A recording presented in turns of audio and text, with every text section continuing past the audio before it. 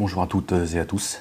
Voilà, je voudrais répondre aux questionnements de certains. J'ai beaucoup de personnes qui m'envoient en fait des, des mails et des messages sur Facebook privé.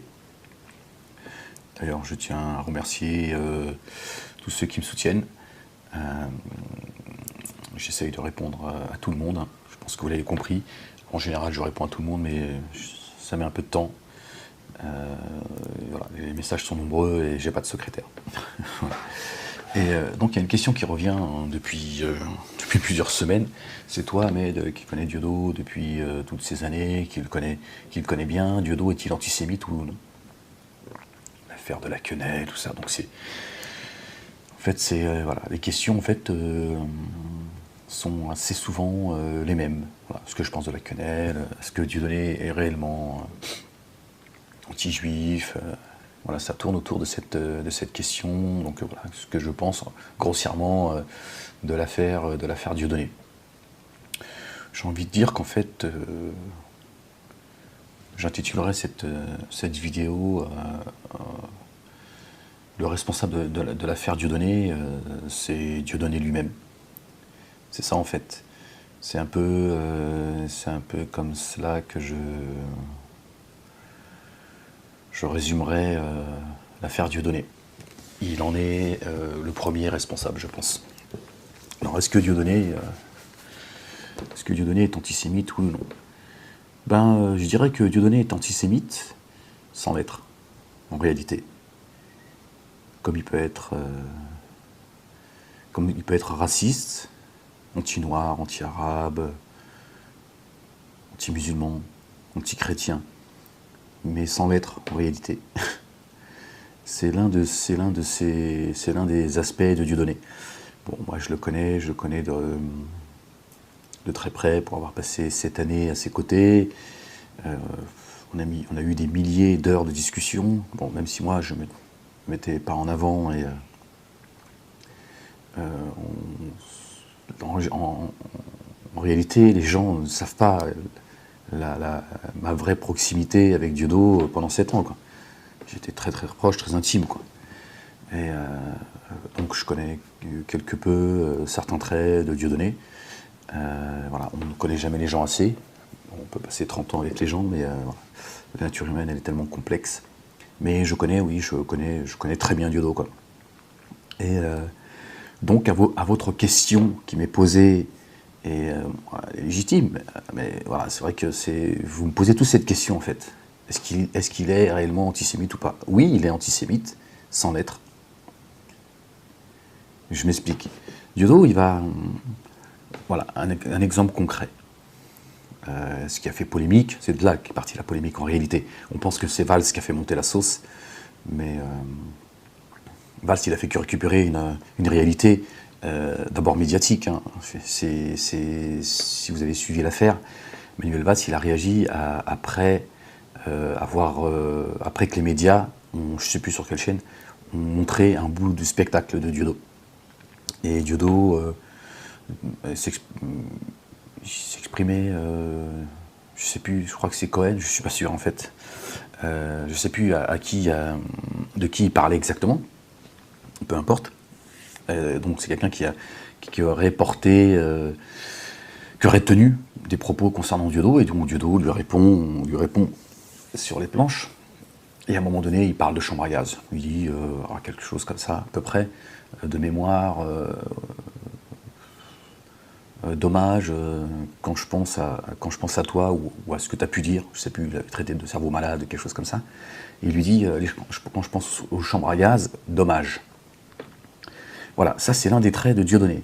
Dieudonné, à ce moment-là, il n'en a strictement rien à foutre l'impact que ça va avoir. Il en est conscient. Je ne dis pas qu'il est stupide et il ne sait pas ce qu'il fait à ce moment-là. Il s'en fout. Diodo, à ce moment-là, s'en fout. Il veut répondre à une personne. Dieudonné, dans son état d'esprit, c'est chacun se démerde. Donc quand il dit ça, il sait très bien ce qu'il dit. Il sait très bien quelles vont être les conséquences, mais il s'en fout. À ce moment-là, il répond à une personne. Dieudonné, les chambres à gaz ont existé ou pas, dans le fond, il n'en a strictement rien à foutre. Moi, je le sais, pour l'avoir côtoyé plusieurs années. Dans le fond, il en a strictement rien à foutre. Mais s'il faut dire qu'ils n'ont pas existé, voilà, pour répondre à des gens, pour de tas de raisons, il va dire oui, ça n'existe pas. Mais dans le fond, il n'en a rien à foutre. Voilà. Si vous n'avez pas compris ça, vous ne pouvez pas comprendre. Quand il à un moment donné du spectacle, il se moque de Taubira, quand il l'appelle Cheetah. D'ailleurs, là encore, les médias ont travesti la réalité. En réalité, il n'est pas en train de traiter Taubira de singe. Il explique qu'elle est considérée comme un singe. Alors à ce moment-là, il fait allez, Cheetah, tiens, viens, voilà, Cheetah, on a un dossier pour toi. Ouais, c'est pour toi. Bah, tu vas parler aux gens. Allez, Ungawa, tiens. Bah, va prendre ta banane et puis après, c'est du diodo, ça. Ils s'en foutent. À ce moment-là, il répond à une certaine réalité, qu'elle soit vraie ou pas. Voilà, c'est lui, à ce moment-là, il dit voilà. Voilà comment il considérait Taubira. Et là, tout de suite, ça monte au credo. Qu'est-ce qu'on dit? On dit ouais, Dieudonné, regardez, il fait même des blagues sur les Noirs et tout. À ce moment-là, il est raciste. À ce moment-là, il est raciste. Voilà. Mais il s'en fout. Diodo, il n'en a rien à foutre. Diodo, tu peux lui dire espèce de sale noir, il s'en fout, Diodo. Ça, il faut le savoir. Il va te dire, je m'en fous, on est tous racistes. Ce qui ne veut rien dire. Il y a des gens qui ne sont pas racistes, je suis désolé. Mais pour lui, c'est comme ça. Parce que pour lui, ça ne veut rien dire. C'est comme les religions, ça n'existe pas. Donc quand il va rire de certaines religions, il s'en fout. Diodo n'est pas croyant. Voilà. Il croit en Jésus, il croit à l'islam, il croit que la paix soit sur lui. Il croit au prophète Mohammed, que la paix et le salut de Dieu soient sur lui. Mais il ne croit pas aux religions. Il est athée. Je veux dire ça comme ça. Mais il croit en ces personnages. Pour lui, voilà, ils ont vécu. Bon, voilà, après, c'est leur délire, quoi. C'est leur truc à eux. Voilà, faut entendre. Entendez bien. Ne commencez pas à m'accuser de ce que je n'ai pas ni pensé ni prétendu. Mais voilà, voilà, il faut aussi comprendre quel est le mécanisme de Diodo. Autrement, on ne comprend pas. Et à ce moment-là, il est islamophobe. Il est anti-chrétien, il est anti-juif, voilà. Religieusement parlant. Parce que pour lui, ça n'existe pas. Pour lui, en résumé, ce serait des sectes, quoi. Voilà. Ce sont des gens qui ont suivi certains hommes comme certains le suivent. Rien de plus. Donc à ce moment-là, il s'en fout. C'est pareil, quand il joue avec ça, quand il joue avec ses personnages, il se fout de si certains se sentent offusqués. Il se dit que chacun il s'occupe de ses problèmes, c'est pas le mien. Moi, je m'en fous.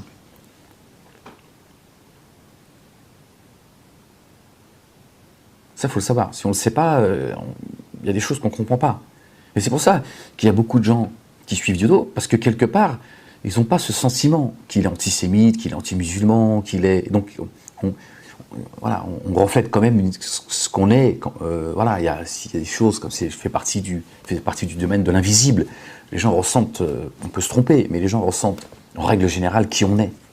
On peut être, voilà, on peut même tenir des propos outrageants, mais on se dit, bon, il n'est pas méchant, on le sent. Comme tu peux parler poliment, gentiment, tu dis, lui, non. Lui, non. Je n'irai pas en vacances avec lui. Donc c'est pour ça qu'il y a aussi beaucoup de gens qui le suivent, qui sont traités d'inconscients, d'irresponsables, d'antisémites. Alors qu'en fait, Diodo en a rien à foutre. C'est un anarchiste, en fait. Mais le souci, c'est là où je ne suis pas d'accord avec lui.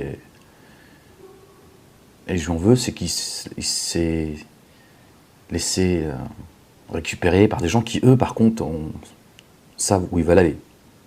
Ils ont bien compris qu'il y avait une force comique chez lui et une force à faire adhérer des gens de tout horizon.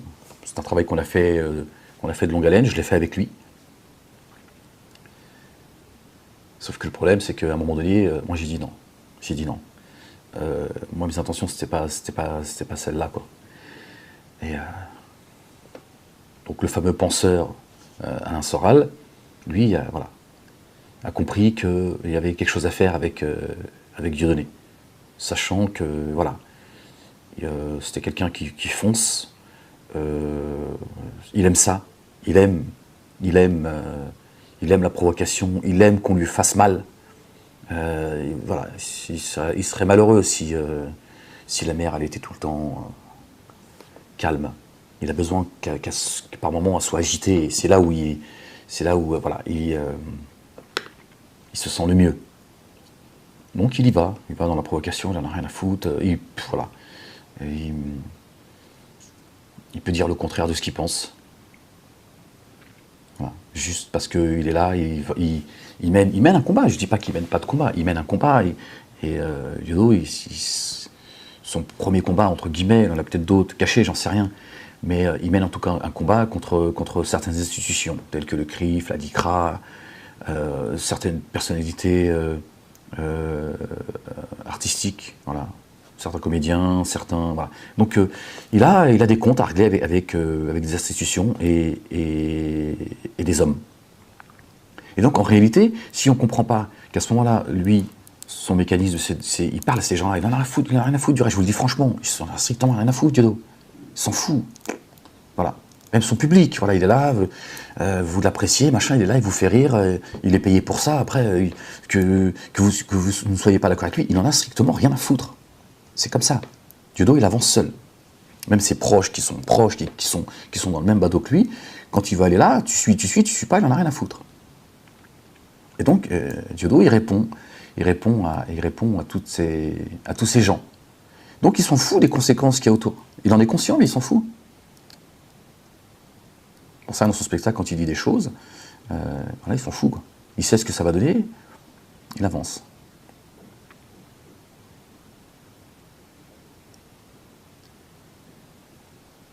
Je sais que c'est dur à comprendre ce que je dis là, mais c'est la réalité. Il avance, il a des objectifs, mais en réalité, si vous voulez savoir si il est antisémite au sens propre du mot, il ne l'est pas. Mais il peut l'être, il s'en fout. S'il doit l'être, il le sera, mais il s'en fout. Contrairement à un antisémite, un vrai, voilà, qui n'aime pas les juifs parce qu'ils sont juifs, lui, on peut le qualifier de quelqu'un antisémite. Le mot, il a été spolié, on va dire. Mais bon, c'est pas grave. Voilà. Donc certains autour de Diodo ont des objectifs précis. Je vous avais prévenu, je vous avais fait une petite étude sociologique. Voilà, je suis juste un penseur, je pense, je réfléchis, je dis les choses. On y est aujourd'hui, regardez, on voit des vidéos, c'est exactement ce que j'étais quand j'avais fait la vidéo de la quenelle de la haine, qui c'est ensuite, c'est de là que tout est parti aussi. Je parle médiatiquement, et que la quenelle elle a pris une ampleur internationale, c'est que certains ont entendu ce que j'ai dit, ils ont dit il a raison. Il a raison, derrière la quenelle, il y a des gens, ils ont des intentions qui sont malsaines et dangereuses. Mais ils ont mal géré le bordel. C'est toujours le même problème. Leur naïveté, et en pensant qu'ils peuvent tout faire, ça va laisser des traces. C'est sûr qu'ils ont gagné quelques batailles. Je pense que Diodo, c'est très compliqué pour lui. Voilà. Bon, c'est comme ça, il l'a choisi, il l'a voulu. Voilà. J'ai envie de dire qu'il se démerde. Voilà. Après, Dieu seul sait ce que moi, je souhaite au fond de moi. Je peux dire des choses, je ne les pense pas forcément. Mais voilà. Je dis, voilà, t'as voulu la merde, tu la manges. C'est malheureux. Après, voilà. Aujourd'hui, j'en ai plus rien à foutre. Tu fais ce que tu veux, c'est plus mon problème. Mais voilà, ça, c'est des choses qu'il faut savoir. Des choses qu'il faut qu'on... Voilà, si on ne comprend pas ça... C'est pour ça que c'est très flou. C'est d'où toutes ces questions qui me sont posées. Ahmed, il est antisémite, il n'est pas antisémite, Dieudonné, oui ou non. Il y a des choses qu'on ne comprend pas et tout.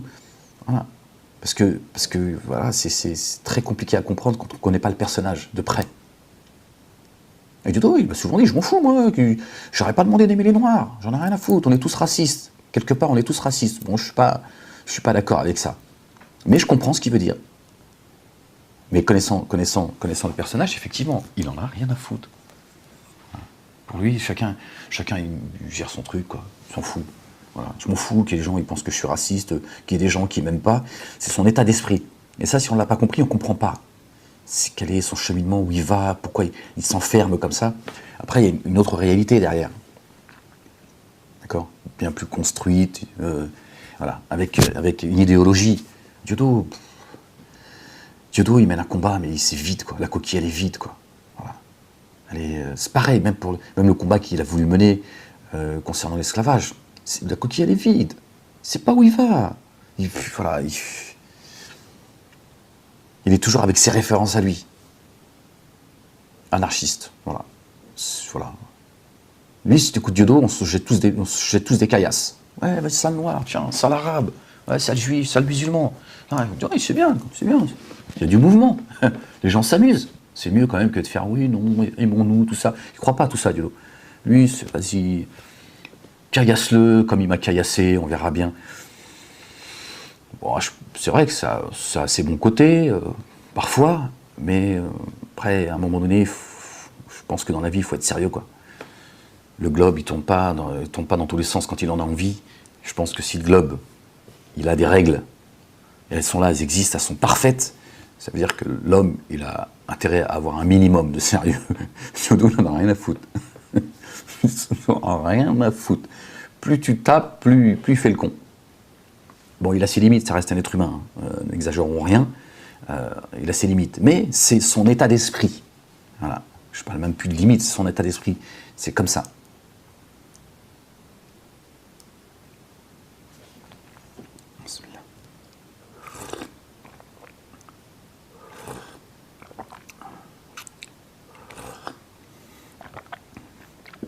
Donc voilà, j'espère avoir répondu un peu, c'est juste pour vous donner voilà, une base de compréhension en fait. Ça peut paraître voilà, pour certains insignifiant, alors que non en fait. C'est quelque chose de très important pour comprendre comment et pourquoi il en est arrivé là. Et je vous le répète, il y a d'autres facteurs. Voilà, parce qu'il y a des gens autour de lui qui font que ça a pris cette route. C'est aussi ces institutions telles que le CRIF, la LICRA, pour ne nommer que eux, qui ont fait de Dieudonné ce qu'il est aujourd'hui. Vous savez, à force de mettre des... Vous savez, vous dites à quelqu'un, dis que je suis antisémite. Il dit non, t'es pas... non, tu le tapes. Dis que tu es antisémite. Non, je suis pas antisémite, tu le tapes. Dis que tu es antisémite. Non, je suis pas antisémite. Pareil, une deuxième claque. Dis que tu es antisémite. Troisième claque. Voilà. Il va résister. Parce qu'il est profondément pas antisémite. Donc il n'a pas de raison de dire oui. À un moment donné, ça commence à l'énerver. Mais tu continues. Non, je te dis que non. Voilà. Et à la fin, tu dis oui, je suis antisémite, mais en plus, maintenant, j'ai envie de te manger tout cru. Non seulement je suis devenu antisémite, mais en plus, c'est un peu cela aussi, en fait. C'est un engrenage. C'est un engrenage, voilà. Parce qu'il y a une dimension qu'il ne faut pas négliger, qui est aussi, à mon sens, extrêmement importante. C'est la dimension humaine. Les gens ne regardent que les choses sur le côté rationnel, en fait. Oui, ils essayent de comprendre pourquoi, comment. Non. Oui, mais il ne faut pas oublier une chose, c'est que nous sommes tous que des êtres humains. La machine humaine, elle est complexe. D'accord ? Et à un moment donné, on peut devenir ce qu'on n'est pas forcément, dans une situation précise. Le cheminement de Diodo, à un moment donné, toutes ces institutions, hein, le CRIF, a fait qu'à un moment donné, Diodo, il s'est radicalisé. D'accord ? Et là encore, pas parce qu'il était anti-juif, parce qu'il avait envie de le devenir. Il s'est dit, tu vas voir. Vous ne voulez pas me lâcher. Donc tout ça, ça fait partie de pourquoi Diodo, aujourd'hui, a, à mon avis, franchi la ligne sur les planches. Mais ça me paraît tout à fait logique. Ça me paraît logique. C'était où à un moment donné ? Il dit bon, c'est bon, ça me fatigue tout ça, j'en ai marre. Finalement, il n'y a rien. Je veux dire, il n'y a pas d'objectif en réalité. Je parle au niveau de l'idéologie de Diodo. Faire des quenelles, c'est quoi l'objectif ? Certes, c'est vrai, c'est devenu très populaire. C'est vrai que beaucoup de gens se reconnaissent à travers la quenelle, mais absolument pas pour des raisons anti-juives. Voilà, anti-système, machin. Voilà. Mais qu'est-ce qu'il y a derrière ? Rien, c'est une coquille vide, il n'y a rien. Tu ne fais pas une révolution de la quenelle. À un moment donné, voilà, c'est un outil pour se reconnaître, mais à un moment donné. Bon, après, voilà, c'est là où je vous dis, après, ça dépasse le stade de Dieudonné. Quand j'ai dit que c'était devenu la quenelle de la haine, c'est que certains ont compris, ils se sont dit, ça va être l'outil du ralliement de tout horizon, mais eux, ils ont un objectif précis. Mais autrement, Dieudo, quel est le combat de Dieudo? Que dalle. Certes, il a fait, je l'ai fait avec lui, hein, je veux dire, Dieudo, son parcours, si son parcours, c'est celui-là, c'est parce que je l'ai construit avec lui pendant longtemps. Après, à un moment donné, voilà, il y a des choses avec lesquelles, moi, c'était pas, voilà, ça me ressemblait pas. Donc, il a fait avancer les choses, on a fait avancer les lignes, il s'est passé beaucoup de choses, je dis pas que, mais, au-delà de tout ça, quel est l'objectif? Il n'y en a pas. Qu'est-ce que la dissidence a construit en 10 ans? Qu'est-ce qu'elle a construit? À part dénoncer, à part avoir fait bouger les lignes, certes. Mais qu'est-ce qu'on a construit concrètement? Et là, ils sont plus aujourd'hui, je dis ils parce que je me sens plus concerné, ils sont plus dans la destruction que dans la construction. Donc en réalité, après 10 ans, quand on fait le bilan, qu'est-ce qui a été de construit?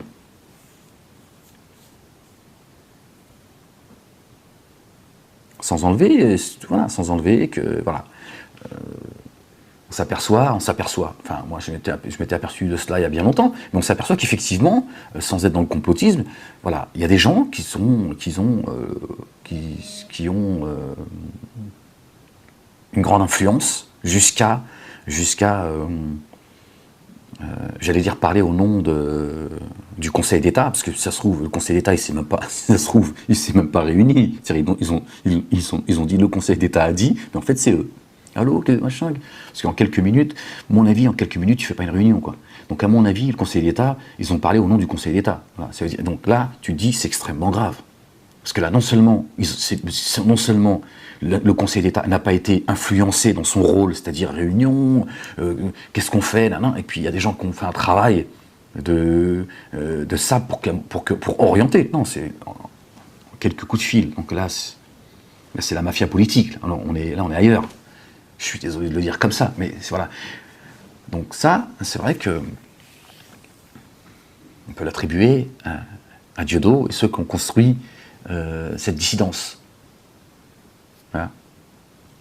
C'est-à-dire, regardez, peut-être des choses qui ne vont pas chez nous, mais force est de constater qu'il y a quand même une réalité qui devient extrêmement grave.